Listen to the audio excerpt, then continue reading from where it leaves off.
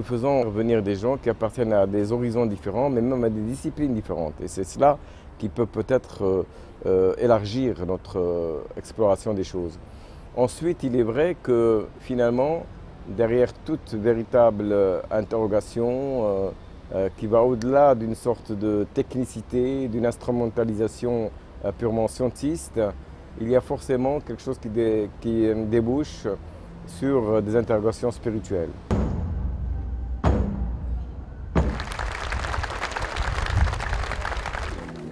Comment faire, quoi, quand on cherche une espèce de vérité, je pense qu'en ce moment c'est encore plus important, plus essentiel qu'avant. On verrait dans un monde de paradoxes où on est en train de rechercher ce qu'on doit faire. Et bien sûr, ces forums amènent forcément une partie de la solution, mais la solution, elle est partout, quoi. On est dans les 7 milliards d'intelligences et donc on doit s'écouter plus les uns les autres et d'écouter des gens peut-être qui ont peut-être un peu plus... Il y a des gens qui sont plus malins que moi, en tout cas.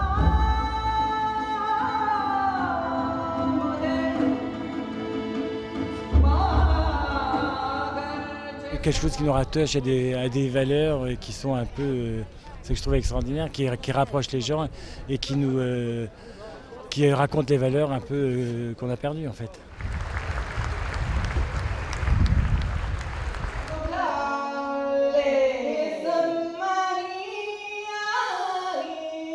Je trouve que c'est une idée formidable que de faire un festival sur la musique et surtout sur la musique sacrée.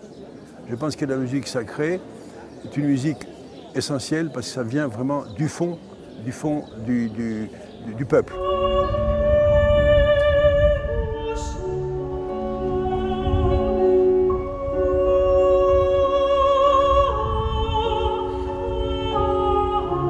Il y a la crédibilité de la parole et il y a aussi la possibilité d'atteindre des perspectives qui peuvent peut-être répondre à des questions de fond. Et donc finalement, ne pas simplement répondre à un intérêt ou à un autre, mais répondre à quelque chose qui se rapproche du réel ou de la vérité. Chaque fois que je viens à ce festival, je suis tout à fait heureux parce que j'ai l'impression de communier avec différentes cultures, chacune apportant sa musique propre et en même temps, en recevant ces musiques qui viennent de différents horizons du monde, j'ai l'impression de participer à la vie du monde.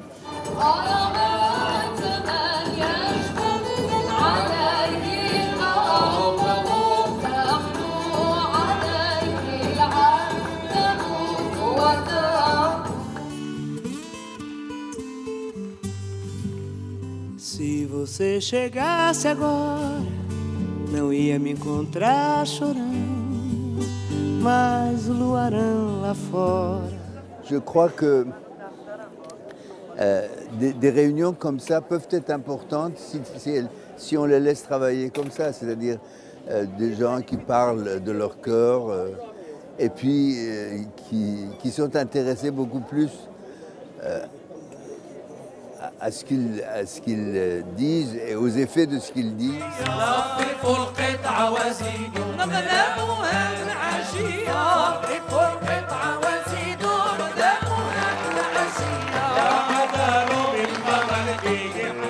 Pour moi d'abord c'est beaucoup d'émotions parce que être dans un lieu où il y a comme ça une rencontre de cultures, de plusieurs personnes, d'origines différentes, de sensibilités différentes, de croyances différentes et tous se réunir comme ça autour de la musique dans cette magnifique qu'est la ville de Fès.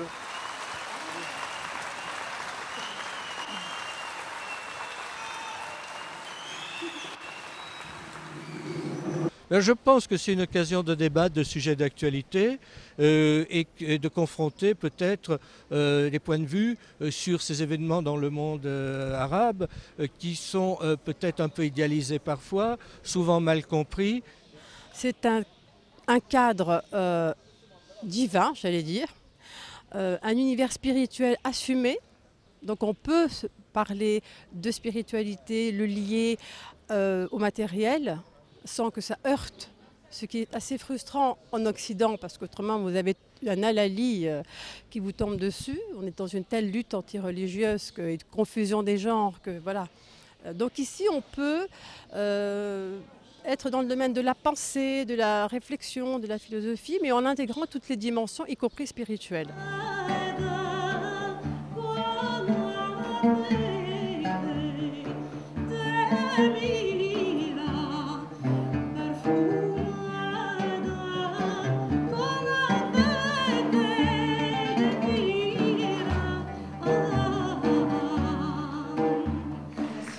Cette année, c'est M. Fawzi Skari, il a repris après 4 ans d'absence. Et c'était très important pour moi parce que c'est quand même lui qui est un grand moteur d'âme et d'esprit présenté. Et ce qui est absolument passionnant, ici, il y a une rare rencontre, que même on se voit une fois ici, mais ça continue à travailler dans toute notre activité quotidienne.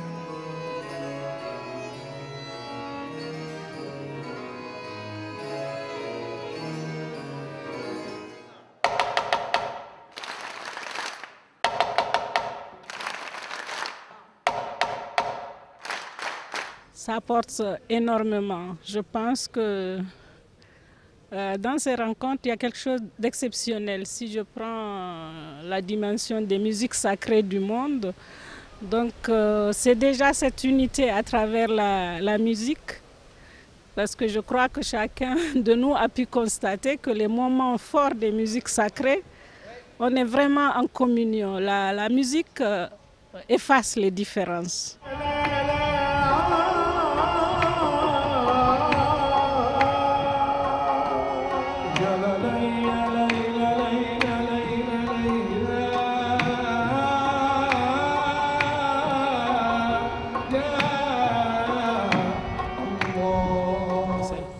Mais surtout, et j'ai envie de dire, c'est à la fois l'esprit de Fès, mais l'esprit du Maroc aussi, ce lien entre tradition et modernité en fait. Le fait de ne pas, comment dire, de ne pas évoluer dans une tradition sclérosée ou une modernité qui serait sans âme. Vraiment essayer de trouver cet équilibre, ce lien qui serait un lien positif. Donc, de mon point de vue, c'est ce que représente quand même ce festival.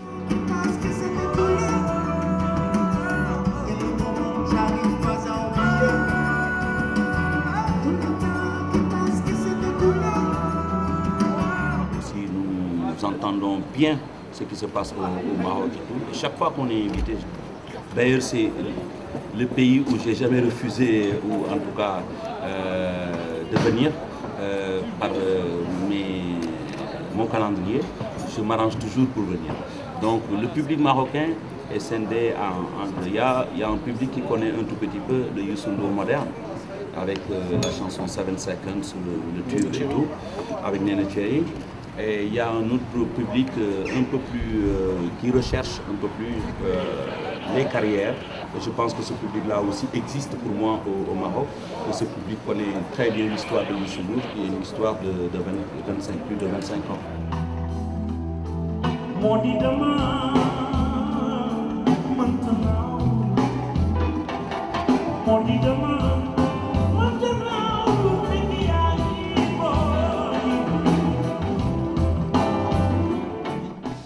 C'est cette espèce de capacité de sortir de la musique pour rejoindre quelque chose de beaucoup plus élevé en réalité, qui est cette espèce de sentiment de fusion, de communion à travers naturellement une expérience artistique, mais qui porte plus loin.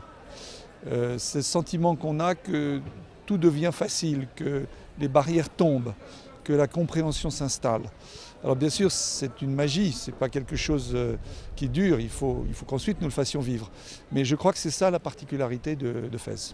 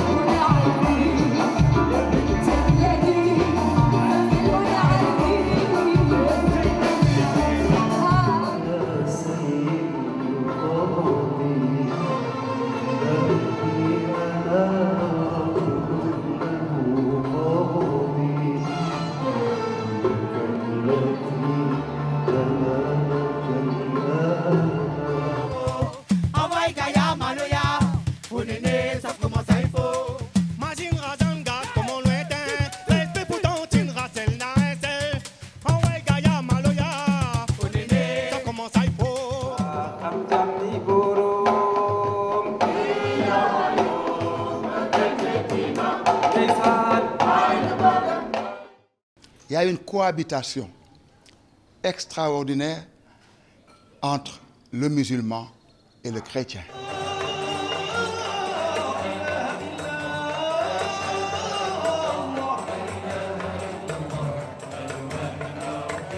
Il y a cette cohabitation que nul ne peut séparer. Chrétiens et musulmans cheminent ensemble depuis toujours.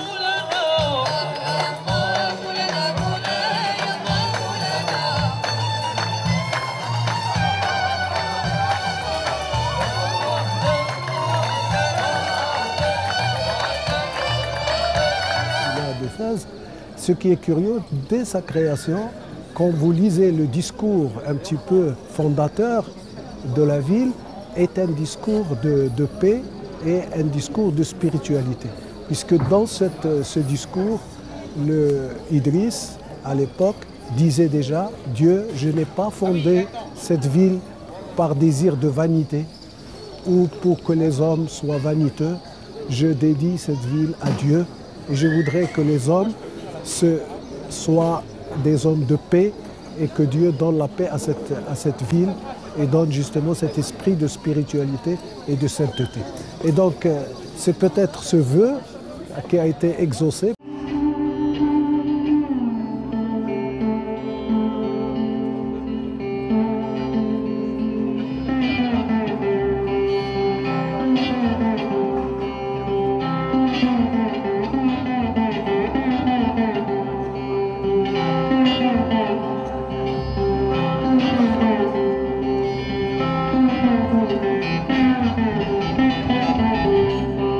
D'ailleurs, c'est la seule façon de pouvoir envisager des changements de paradigme, parce qu'autrement, on serait trop impliqué dans notre propre système de pensée pour pouvoir penser différemment.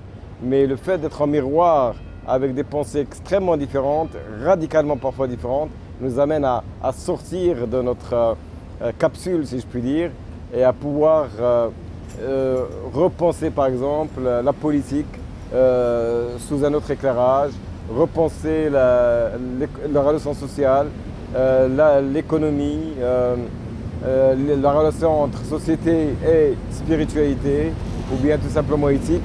Voilà, tout cela, je crois, devient possible dans un creuset comme celui-ci, mais probablement ce creuset lui-même n'a été rendu possible que parce que le monde a besoin aujourd'hui de ce type de recherche et s'interroge par rapport à toutes ces questions qui sont soulevées dans ce contexte.